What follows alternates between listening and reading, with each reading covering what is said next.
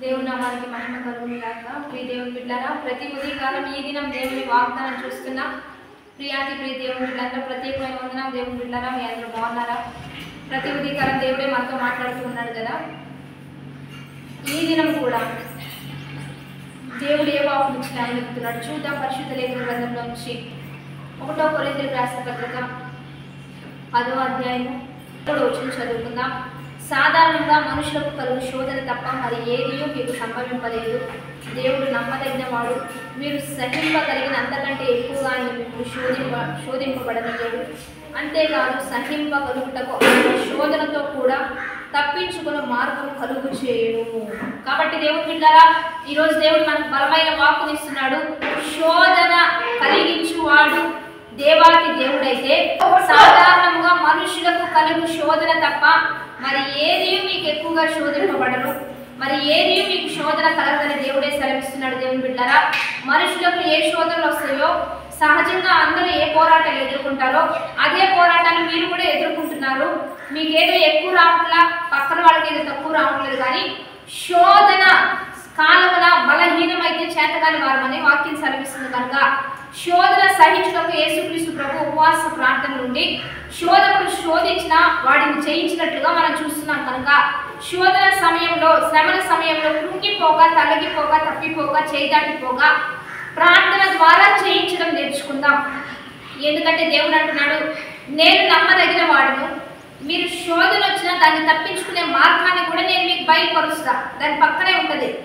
అబ్రహాము దేవుని మాట వింటాడా లేదా అని చెప్పి దేవుడు లేక పుట్టిన కుమారుణ్ణి వధించమని ఆజ్ఞ జారీ చేసినప్పుడు దేవుని మాటకు లోబడి అబ్రహాం ఇస్సాకుని మోరియా పర్వతం మీద తీసుకొని వెళ్ళి బలిపీఠం కట్టి దాని మీద వధించడానికి సిద్ధపడి అన్ని సిద్ధమైపోయిన తరువాత దేవుడు అంటాడు, నేను నమ్మా, నువ్వు నన్ను బహుగా ప్రేమిస్తున్నావని. ఇక ఆగమని చెప్పి ప్రక్కనే ఒక పొట్టేలు ఉండడాన్ని చూసి ప్రక్కనే ఉంది, దాన్ని తీసుకొచ్చి వధించమంటే అబ్రహాం వెంటనే దాన్ని తీసుకొచ్చి వధించినట్లుగా మనం చూస్తాం. ఈరోజు కొన్ని శ్రమలు, కొన్ని శోధనలు, కొన్ని వ్యతిరేకతలు కూడా మనం దేవుని ఎంత ప్రేమిస్తున్నాం, ఎంత నిలబడుతున్నాం, ఎంత విధేయత చూపుతున్నాం, ఎంత దేవుని కొరకు పడుతున్నాం, దీనిని బట్టి కూడా కొన్ని శ్రమలు మన జీవితంలో అనుమతించబడితే దేవుని బిడ్డలారా, దానికి మనం లోబడినప్పుడే ఎంత కష్టమైన, ఎంత భారమైన, ఎంత మనకి అవమానమైనా కొన్ని మనం లోబడుతూ ఉన్నప్పుడు దాని పక్కనే ఆశీర్వాదం కూడా ఉంటుంది. కనుక కొన్ని శ్రమలు దైవికంగా ఉంటే, మీరు దేవుల్లో ఉంటే, కొన్ని శ్రమలు శోధనలు మన దీవెనకే, మన ఆశీర్వాదానికే, మనం ఇంకా గొప్ప చేయబడడానికే, ఇంకా దేవుళ్ళు ఎదగడానికే. కాబట్టి కృంగిపోవద్దు. ఒకవేళ మీరు లోకంలో ఉండి లోకంలో దెబ్బలు తిని లోకంలో శ్రమలు తెచ్చుకుంటే దానివల్ల ఏం ఉపయోగం ఉండదు. మనం లోకానుసారంగా వెళ్ళి ఏడవబడి తెచ్చుకునే శ్రమలు. కాబట్టి దైవికంగా ఉంటూ, దేవుల్లో ఉంటూ, ఆత్మికంగా ఉంటూ, ఒకవేళ క్రీస్తు నిమిత్తం నీతి కొరకు హింసించబడుతున్నారా, న్యాయం కొరకు పోరాడుతున్నారా, సత్యమందు అనేకులు ప్రతిష్ఠ చేయడానికి ప్రయాసపడుతూ శోధనలు ఎదుర్కొంటున్నారా, మీరు ధన్యులు. దేవుడు మీకు మేలే చేయబోతున్నాడు. మీకు మంచి మార్గం సిద్ధపరిచాడు. ధైర్యంగా ఉండండి, విశ్వాసంగా ఉండండి, దానిలో నిలబడండి.